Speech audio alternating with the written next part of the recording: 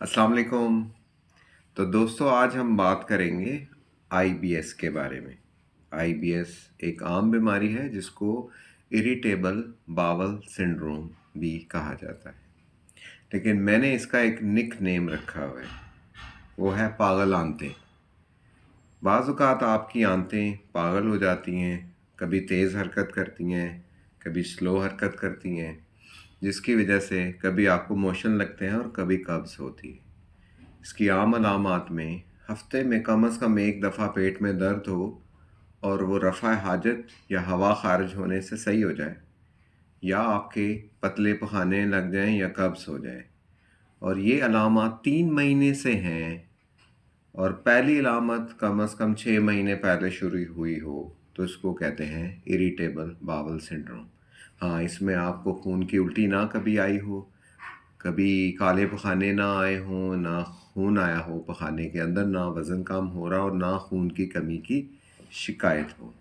इसमें आम तौर पे मरीज़ जवान उम्री में होते हैं, 50 साल से उनकी उम्र कम होती है। तो आईबीएस में क्या ट्रीटमेंट करना चाहिए? अलामात जान ली आपने, अब इसका इलाज। इलाज बहुत चैलेंजिंग है, आसान नहीं है इसका इलाज।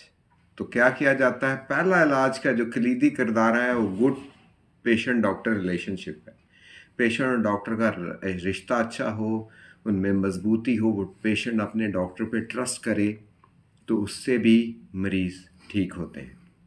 हाँ, डॉक्टर मरीज़ को ये तसल्ली दे कि ये आगे बढ़ के टीबी, कैंसर या और जानलेवा मर्ज़ नहीं बन सकता। इससे बेचैनी तो बहुत होती है, तकलीफ़ भी बहुत होती है, लेकिन आगे बढ़कर ये बड़ी बीमारी नहीं हो सकती।